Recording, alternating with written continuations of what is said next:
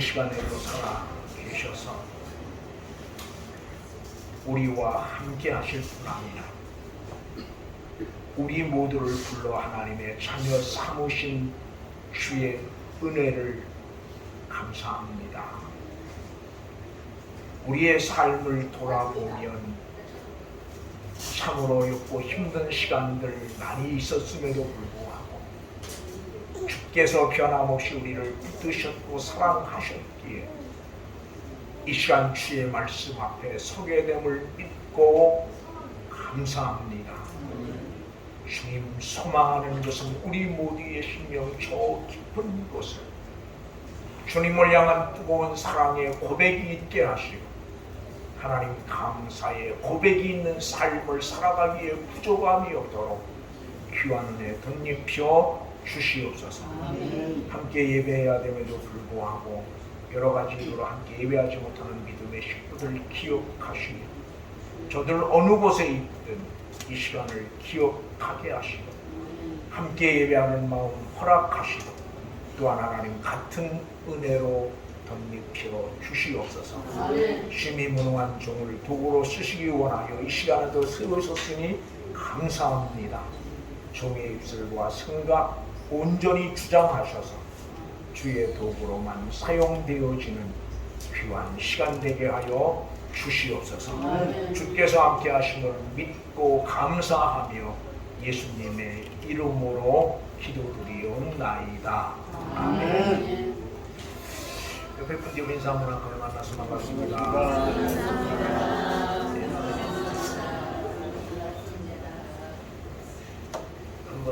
한 번 더 인사합니다. 주 이름으로 사랑합니다.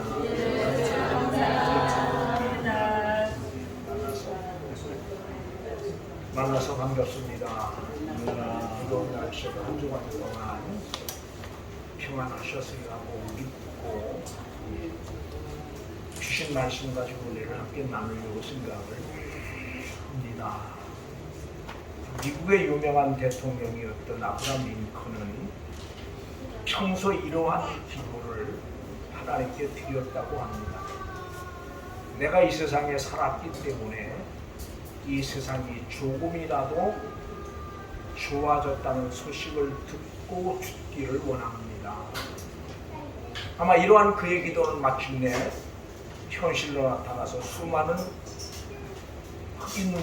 흑인들을 노예 생활에서 자유케 하는 큰 일을 이루지 않았나 하는 생각을 해봅니다. 저는 오늘 이 기도가 앞에서 설교하는 목사인 저뿐 아니라 우리 모두의 기도가 되었으면 참 좋겠다 하는 생각을 합니다. 세상은 너무 넓고 크고 광대하고 그래서 막연한 표현 같으니까 내가 이곳에 있었기 때문에 내가 있었고 이곳이 좋아졌다라고 하는 소식을 들을 수 있게 하옵소서. 그렇게 기도할 수 있었으면 합니다. 여러분이 여기에 있었기 때문에 여러분 때문에 이곳이 좋아졌다고 하는 소식을 들을 수 있다면 참 좋을 것 같아요. 목사인 저도 그럴 겁니다.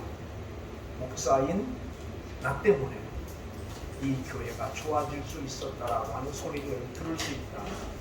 아니면 또한 내가 속해 있는 어떤 단체, 기관이 나 때문에 나로 인해서 그 기관이 좋아지고 그 단체가 좋아졌다고 하는 소리를 들을 수 있는 그런 어떤 믿음의 삶을 우리 모두가 살 수 있다면 얼마나 좋을까 그런 생각을 해요. 그래서 우리의 기도를 좀 넓혀서 여러분 때문에 여러분이 속해 있는 교회가 아니면 여러분이 속해 있는 회사 아니면 직장이 좀 더 좋아졌다고 하는 소리를 들을 수 있는 그런 믿음의 삶을 우리 모두가 살아갈 수 있기를 주의 이름으로 부탁을 드립니다. 성경을 통해서 보면 주님은 갈릴리 바닷가에서 고기를 잡는 베드로를 향하여 나를 따라오라 그렇게 부르셨습니다. 그 다음에 너는 나를 믿느냐 그렇게 물으셨어요. 마태복음 16장 16절이죠. 그 다음에 마태복음 16장 16절에서는 사람들이 나를 누구라고 하느냐 그렇게 물으셨어요. 그리고 너희는 나를 누구라고 하느냐 그렇게 물으셨어요. 즉 너희는 나를 누구라고 믿고 있느냐라고 하는 물음입니다. 이 물음에 대하여 베드로는 이렇게 이야기합니다. 주는 그리스도시요 살아계신 하나님의 아들이라고 고백을. 그때 주님은 잘했다라고 칭찬을 하시면서 내가 이 반석 위에 교회를 세우겠다 그렇게 말씀하십니다. 즉 바른 믿음을 고백한 그 고백 위에 교회를 세우겠다라고 주님은 말씀하시는 것입니다. 그리고 오늘 본문에서 부활하신 주님께서는 신이 갈릴리로 찾아오셔서 베드로를 향하여 이렇게 물으십니다. 같이 봅니다. 15절입니다. 그들이 소환 먹은 예수께서 이르시되 요한의 아들 시모나 네가 사람들보다 나를 더 사랑하느냐 하시니 이르되 주님 그러하나 내가 주님을 사랑하는 줄 주님께서 아시니 이르시되 너희가 하시고. 어쩌면 우리 모두가 너무도 잘 아는 그런 내용의 말씀입니다. 그럼에도 불구하고 본문을 선택을 해서 말씀을 전하는 부족한 종과 여러분에게 주신 하나님의 은혜를 함께 좀 나누고 싶었습니다. 이 사랑이라고 하는 말이 우리나라 언어에는 하나로 표현되어졌어요. 사랑. 그런데 이스라엘의 언어를 보면 그 당시 사랑이라고 하는 언어가 4가지로 표현이 되어집니다. 첫 번은 헬라어입니다. 에로스라고 해서 남녀 간에 생기는 이성적인 사랑을 의미하고, 두 번째는 스톨게라고 해서 가족 간에 주고받는 사랑을 이야기하고 있습니다. 그리고 세 번째는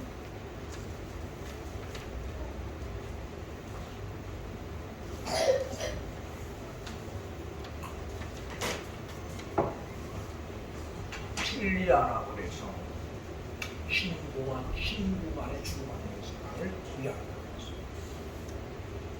근데 이 세 가지 사랑의 공통점이 있어요. 에로스나 스톨게나 필리아는 똑같은 사랑인데 우리나라 말로 똑같은 사랑이에요. 근데 이제 헬라어 언어를 보면 다 차이가 있죠. 근데 이 세 가지 사랑의 공통점이 뭐냐 그러면 모두가 다 상대적인 조건이 있다는 거죠. 그래서 이 조건이 형성되어지지 않으면 그 사랑은 깨어질 수밖에 없는 거죠. 그리고 상황, 환경, 환경, 여건에 따라서 달라질 수밖에 없는 사랑을 이야기하고 있습니다. 그 다음에 성경은 또 하나의 사랑을 이야기합니다. 헬라어에서는 아가페라네. 아가페. 우리가 가장 많이 쓰는 사랑입니다. 아가페, 무조건적인 사랑입니다. 우리를 향한 하나님의 사랑이 아가페. 아마 우리가 아무리 많이 들어도 실증이 나지 않는 말 있다면 어떤 걸까요? 아무리 많이 들어도 실증 나지 않는 말, 사랑이라고 하는 말 아닐까 싶어요. 글쎄 이것도 너무 많이 들고 식상해서 짜증이 날지 모르지만 그래도 아직까지는 사랑이라고 하는 말을 아무리 많이 들어도 언제 들어도 기분 좋은 말이에요. 누가 나를 사랑한다고 말합니다. 근데 오늘 주님은 베드로를 향해서 그렇게 이렇게 물어요. 내가 나를 이 사람들보다 더 사랑하느냐 그렇게 묻거든요. 근데 오늘 본문에서 이 한 번만 물었으면 별 문제가 없어요. 그런데 16절에서 또 묻습니다. 요한의 아들 시모나 내가 나를 사랑하느냐 그렇게 물어요. 또 17절에 가서 또 물어요. 요한의 아들 시모나 내가 나를 사랑하느냐. 제가 이 말씀을 어제 묵상을 했죠. 제가 아까 그 183장인가요? 불길 같은 성령의 그 찬양을 젊어서 한 20대 때는 의미도 모르고 열심히 불렀어요. 근데 어느 날부터 그 찬양을 부르기가 겁이 나는 게 뭐냐고 하면 2절이 겁이 나는 거예요. 2절이 겁이 나서 못 부르겠어요. 가진 모든 것이요. 가진 모든 것을 정말 주 앞에 내려놓는 근데 여기에 대해서 내가 예라고 답할 확신이 없어요. 대단하죠. 그래서 그 찬양을 언제부터인가 부르기가 두려워가 있어요. 그리고 언제부터인가 그 찬양을 부르면서 지금은 아니죠. 언젠가는 그 찬양의 가사처럼 그 찬양의 삶이 고백되어지기를 소망하는 그런 마음으로 찬양을 부르고 있습니다. 오늘 이 말씀을 제가 묵상을 하면서 참 부끄러웠던 부분들이 그런 것들, 이 사람들보다 나를 더 사랑하느냐 그 말 속에는 15절 말씀이죠.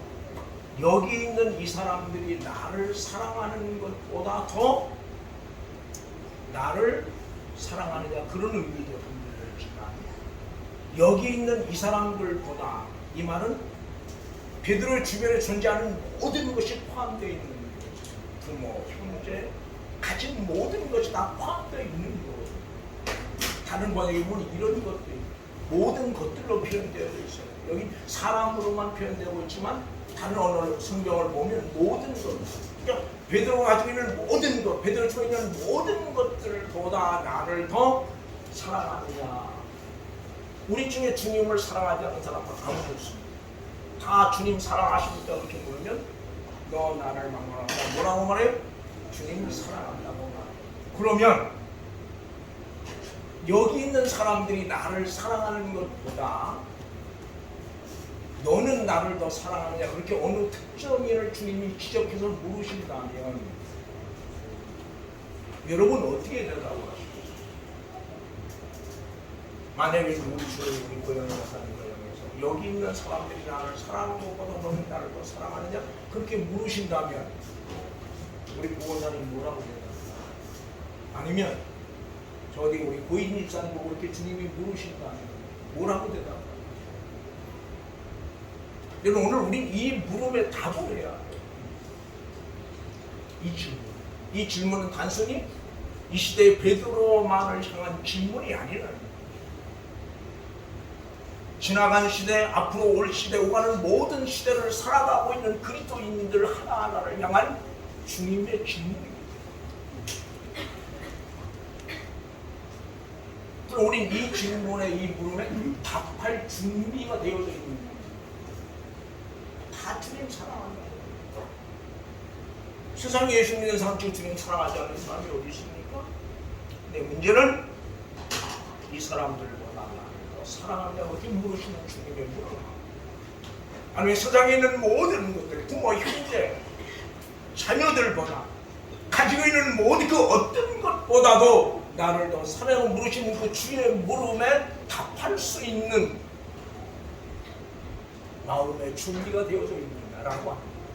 근데 여기에 저는 마음의 준비가 되어 있지 않다는 걸 발견합니다. 그러면서 그런 고백을 해봅니다. 주님, 내가 지금은 주님의 이 물음에 답할 수 없지만 적어도 주 앞에 서기 전에 주의 이 물음에 답할 수 있는 믿음의 자리에 나를 세워주시옵소서.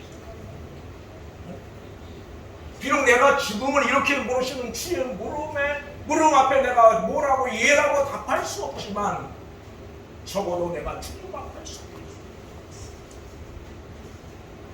주의 이 물음에 답할 수 있는 예라고 답할 수 있는 그런 믿음의 자리에 하나님 나를 세워주시옵소서. 그런 고백을 사랑하는 고백. 나는 오늘 우리들 속에도 이런 고백이 있었습니다. 비록 지금은 아니죠. 내가 지금은 주님을 사랑한다고 이야기하죠. 돌아보면, 주변을 돌아보면 나보다 주님을 더 사랑하는 사람이 너무 많은 거예요. 그리고 아직은 주님보다는 부모, 형제, 자식을, 아니면 내가 가진 어떤 것들을 더 사랑하고 있는 나를 발견한다. 그런 날이 주 앞에 시간 내려 모아야 되겠죠. 그리고 주님 지금은 아니죠. 지금은 내가 주의 이 물음에 예라고 답할 수 있죠. 저도 주님의 나를 품시기죠. 주의 이 물음에 예라고 답할 수 있는 믿음의 삶을 살자. 그런 믿음의 모습을 가지고 주의 부름 앞에 설 수 있다. 주의 부름에 아멘으로 화답하면서 주의 앞에 설 수 있다면 얼마나 좋을까 그런 생각을 전했습니다. 그리고 이런 마음들을 가지고 있는 이들이 함께 교회를 섬겨간다면 그 교회가 얼마나 물질적으로 풍요하고 부족함이, 경제적 부족함이 없기 때문에 아프다. 부족한 건 너무 많아요. 실수투성이지만 적어도 주님을 향한 그러한 고백을, 그런 고백이 있는 믿음의 삶을 살기를 열망하는 그런 이들이 함께 교회를 섬겨갈 수 있다는 참 좋은 것 같아요. 그래서 난 내가 섬기는 교회가 그랬으면 좋겠어요. 우선은 먼저 목사이다 개인이 그랬으면 내가 섬기는 교회가 그랬으면 좋겠어요. 그런 열망이란 여러분에게 있는다고 정말 주님을 향한 사랑이 그래서 주님을 향한 사랑을 고백할 때, 주님을 향한 사랑의 이야기를 들을 때마다 가슴이 터져버릴 것 같은 그런 감격이 오늘 우리에게 있을 수 있다. 여러분, 적어도 믿음은 그런 거고, 믿음이 뭐 주의 사랑을 들고 가슴이 터져. 그래서 견딜 수 없는 그런 것들을 가지고 하나님을 섬겨가는 거기 은혜가 있는 거다. 뭘 많이 가지고 풍족하고 뭘 많이 받아서 안 되죠. 그렇죠.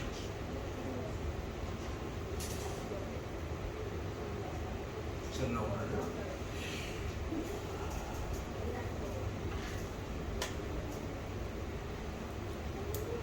이번 제가 말씀을 준비하고 묵상하면서 그런 느끼는 것들이 제가 준비하고 묵상하면서 그래서 이제 좀 그런 거죠. 이제 지금 목회를 하면서 어떤 그런 생각을 해요. 가끔 제가 그런 이야기를 어떤 의무적으로 아니면 어떤 거는 인간적인 어떤 것 때문에 예배에 나올 수밖에 없다면 참 불쌍해요. 그런 여러분도 불쌍하고 그런 나도 불쌍하고 참 얼마나 불쌍해요.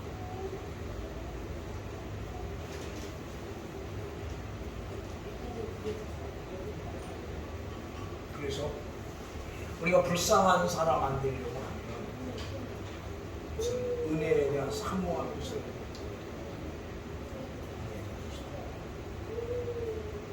역시 목사도 마찬가지. 목사도 은혜에 대한 사모함이 필요한데요. 그래서 입술로 전하면 그건 별 의미가 없어요. 그래서 같은 그런 사모함을 가지고 그런 사모함이 하나로 모아질 때 거기 뭐가 있어요? 거기 하나님의 역사가 있지 않겠는가 그런 생각을 해보는 거죠. 그리고 어떻게 보면 왜 주님이 이렇게 세 번을 사랑하냐고 부르시는가. 오늘 본문에 보면 우리 어디를 보느냐 그러면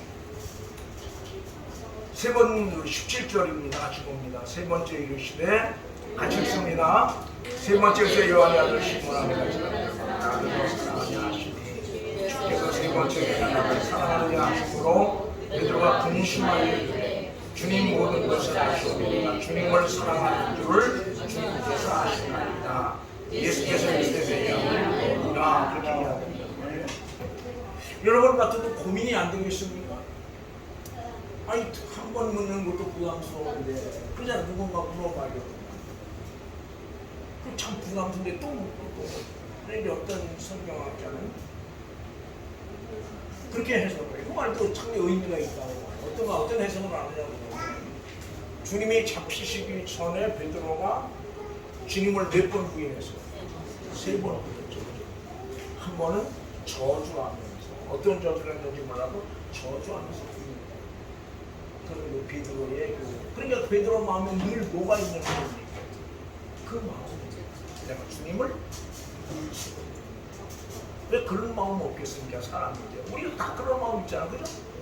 더군다나 그 전에 주님으로부터 뭐 받아서 또 내가 다 물기 전에 3번 부인하리라. 나 절대 안 합니다. 주님 무슨 말 같은 소리를 합니까?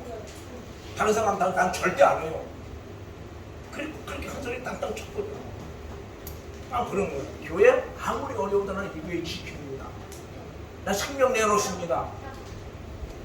근데 막상 어려울 때 어때요? 교회를 위해서 돈을 돌렸다. 그리고 다시 그 교회를 나온다면 얼마나 부끄럽겠습니까? 아마 그런 마음일 거예요.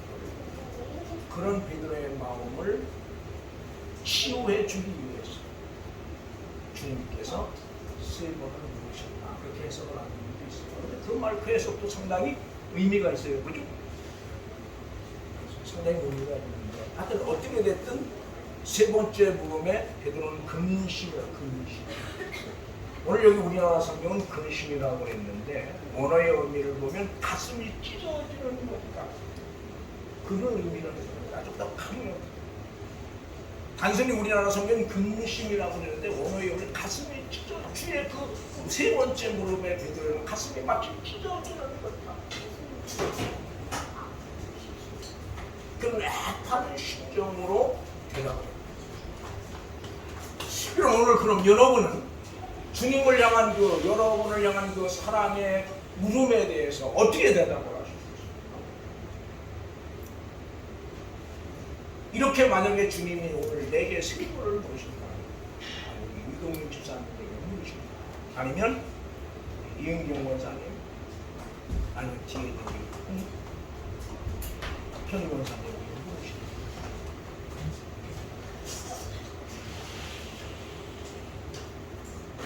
이렇게 설교를 듣든 별 의미가 없지만 주님이 우리 한 사람 한 사람에게 이렇게 물으신다면 심각한 얘기예요. 얼마나 심각하냐.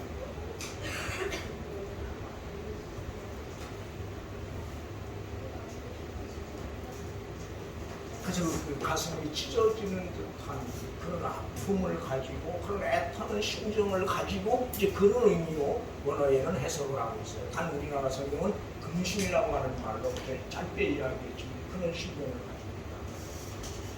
오늘 주님을 향한 우리의 사랑의 고백 속에도 이러한 것들이 좀 담겨져 있으면 참 좋겠다. 그 생각을 담겨져 있으면 좋겠다. 그 다음에 또 하나 우리가 기억을 해야 될 게 뭐냐면 사랑은 최고의 것을 요구한다. 오늘 본문을 기억해요. 내 양을 치라 먹이라 그렇게 이야기해요. 그럼 이게 이제 원어의 의미를 보면 갓 태어난 어린 양, 그 다음에 중간쯤 자란 양, 3번째는 완전히 성숙한 양을 의미한다는 말이에요. 그럼 오늘로 말하면 유아기, 그죠? 그 다음에 청년기, 장년기 그렇게 이야기할 수 있어요. 그냥 모두가 다 포함되는 겁니다. 여기서 우리는 그 앞선 자들의 자세를 누가 정말 교회를 잘 섬길 수 있느냐, 누가 교인들의 양을 잘 먹일 수 있느냐. 주님을 사랑하는 주님을 사랑하지 않으면 양을 잘 먹일 수가 없고 교회를 잘 섬길 수가 없어요. 오늘 교회가 교회되지 못하는 가장 큰 힘든 목회자들이 있다고. 왜? 정말 주님을 생명처럼 사랑하는 오늘 이 주의 물음에 온전히 답할 수 있는 그런 마음을 비록 답은 못하지만 그러한 마음, 그 온전한 답을 드리기를 원하는 그런 마음들을 가지고 있는 이들이 목회자로 세움을 받았더라면 저부터도 마찬가지. 저는 빼는 거 아니에요. 넌 뭐냐? 나도 똑같아. 오늘 한국교회는 달라졌어. 근데 언제부터인가 목회의 목사도 역시 직업이 됐죠. 직업. 우리 1세대 목사님들은 사명을 가지고 먹어요. 그래서 밥이 굶어도 가야 되는 일이에요. 옥다수를 못해요. 그래서 옛날 어른들 들어보면 아무 먹을 게 없어요. 그런데 이제 시골 같은 경우는 뭐 주변에 교인들 있잖아요. 그죠? 그럼 뭐 저녁 때가 되면 옛날 불 때서 밥을 했으니까 연기가 올라올 거 아니에요. 굴뚝이 있으니까. 우리 시골집도 불을 지르었어요. 근데 굴뚝에서 연기가 안 나면 목사님이 뭐 먹을 게 없어서 밥을 못 해 먹나 그래. 교인들이 걱정하고 먹을 거 없으면 솥에다 빈 솥에 물을 붓고 그냥 불을 떼서 먹을 것이 있는 것처럼 이렇게 표시를 했다. 그러면서도 거기 왜 아픈 게 없겠어? 말할 수 없는 아픔이 그러겠죠. 그러면서도 뭐예요? 근본은 기쁨으로 길을 간다. 여러분 적어도 믿음으로 산다는 건 그게 바로 주님을 사랑하는 사람들의 삶입니다. 근데 오늘은 이게 없는 거예요. 제가 가끔 이게 없는 거예요. 제가 가끔 그런 이야기예요. 쌀떡에 쌀이 떨어져 봐야 쌀떡을 채우시는 하나님의 은혜를 우리가 경험할 거야. 그렇잖아요. 그죠? 근데 쌀떡에 맨날 쌀이 가득 채웠는데 무슨 하나님의 은혜를 쌀떡을 채운 하나님의 은혜를 경험하고. 근데 앞선 우리 1세대 목사는 그런 걸 경험하면서 못해요. 쌀떡에 쌀이 떨어지는 그 쌀을 채우시고. 제가 아는 목사님 한 분도 지금 올 때 큰 교회 나한테 그런 이야기예요. 애들이 셋인가 넷인가 그런가 그것 때문에 사흘을 굶었대요. 그래서 애들이 못 먹어서 그냥 다 바닥에 그냥 빠른 굶어놓고 그러는데 이 목사님이 강대상에서 부르겠대. 하나님, 나는 목사님이다 그렇지만 저 애들은 무슨 죄가 있습니까? 그러고 기도가 끝나고 나니까 저기서 보니까 왜 여자분이 아주 등치도 좋은 분이 무슨 포대를 하나 이렇게 머리다 들러 이고 사랑이 그러면서 오더라고요. 보니까 몇 킬로짜리인데 같은 경우 눌린 그 보리쌀 누르는 거 옛날에 그런 게 있었잖아요. 좀 기억나시나 모르겠네. 아마 어른들은 기억나지만 뭐 젊다는 그 무슨 얘기를 하고 있나 그럴 거예요. 그런 눌린 그 보리쌀이 한 번에 60kg짜리를 갖고 들어와서 아이들하고 밥을 해먹었다고 예, 그런 은혜를 경험하면 그 얼마나 감동이겠어요. 근데 우린 지금 그런 은혜가 없어요. 그러니까 우리에게 주어진 믿음의 길을 비틀비틀하지만 그래도 잘 가고 있어요. 그냥 주님께서 붙드시니까. 그러나 좀 우리 신령 속에도 이런 그 고백, 제가 오늘 숙제라기보다는 여러분 한 주간 동안 이 말씀을 좀 깊이 묵상을 좀 하셨으면 좋겠어요. 그리고 제가 아마 다음 주에는 개인을 지적해서 물어볼 줄 몰라요. 이 말씀을 좀 깊이 묵상하셔서 여러분 나름대로 답을 얻으셨으면 좋겠어요. 아버지, 내가 나를 이렇게 물으시고 주의 물음 앞에 여러분이 어떤 답을 할 것인가는 여러분 개인이 하는 겁니다. 한 주간 동안 이 말씀을 깊이 좀 묵상을 하셔서 주의 이 물음 앞에 답을 하실 수 있는 그런 여러분이 되면 참 좋겠어요. 기도하시겠습니다. 시간 꽤 많이 갔죠? 기도하시죠.